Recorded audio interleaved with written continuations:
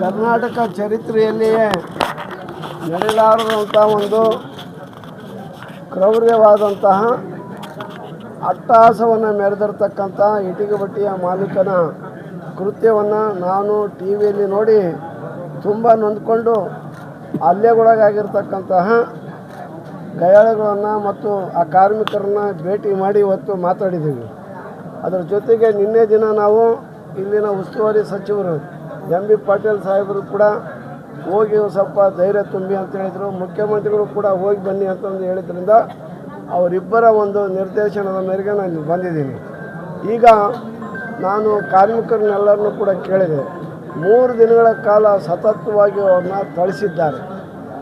ಆ ಥಳಿಸಿಬಿಟ್ಟು ಅವರೇ ವಿಡಿಯೋ ಮಾಡಿ ತಮ್ಮ ಸ್ಟೇಟಸ್ನಲ್ಲಿ ಹಾಕಿದ್ದಾರೆ. ಅವರು ಬಂಧು ಬಳಗದವ್ರಿಗೆ ಕಳಿಸಿದ್ದಾರೆ. ವಿಪರೀತ ಹಿಂಸೆ ಆಗಿದೆ. ಇಲ್ಲಿನ ಡಾಕ್ಟ್ರುಗಳು ಅವ್ರಿಗೆ ಚಿಕಿತ್ಸೆ ಕೊಡುವಲ್ಲಿ ಭಾಳ ಸಹಕಾರ ಮಾಡಿದ್ದಾರೆ.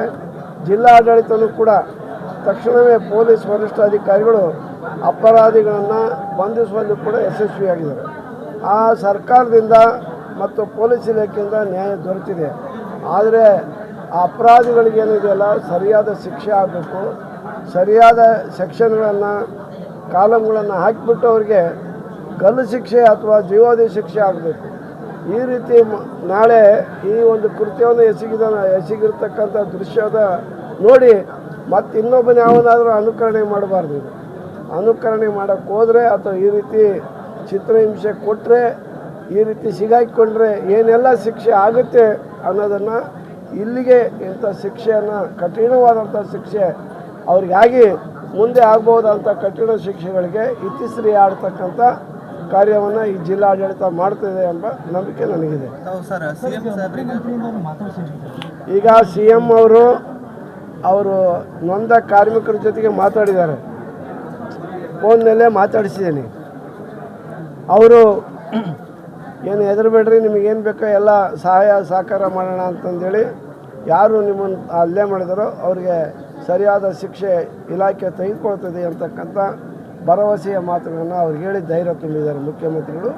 ನಾವು ಕೂಡ ಇವತ್ತು ಬೇರೆದಾರವರು, ನಮ್ಮ ಜಿಲ್ಲಾ ಕಾಂಗ್ರೆಸ್ ಅಧ್ಯಕ್ಷರು ಮಂಜುನಾಥ್ರವರು, ನಮ್ಮ ಇತರೆ DSS ಲೀಡರ್ಗಳು ಎಲ್ಲರೂ ಕೂಡ ನಮ್ಮ ಸಮುದಾಯದ ಎಲ್ಲ ಲೀಡರ್ಗಳು ಕೂಡ ಬಂದು ಇವತ್ತು ಅವ್ರನ್ನ ನೋಡಿ ಧೈರ್ಯ ತುಂಬಿದ್ದೀವಿ.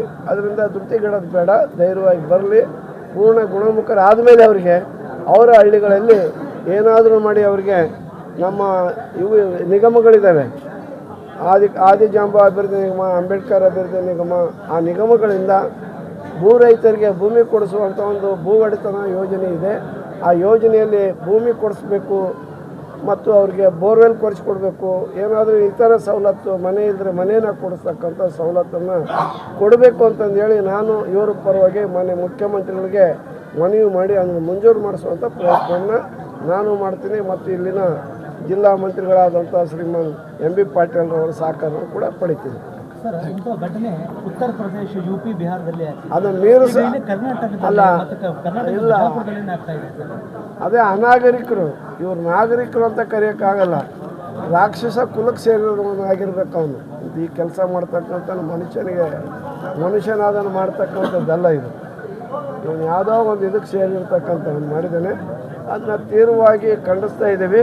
ಇಡೀ ಎಲ್ಲ ಕಡೆಗೂ ಕೂಡ ಇದು ನಾಗರಿಕ ಸಮಾಜ ತಲೆ ತಗ್ಗಿಸುವಂಥ ಕೃತ್ಯ ಆಗಿದೆ.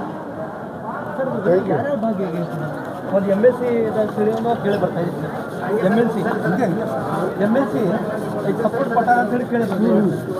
ಯಾರು ಸಪೋರ್ಟ್ ಕೊಟ್ಟರು, ಯಾರು ಸಪೋರ್ಟ್ ಇರೋ ಅವ್ರಿಗೆ ಗೊತ್ತಿಲ್ಲ. ಯಾರು ಕೊಡಲಾರು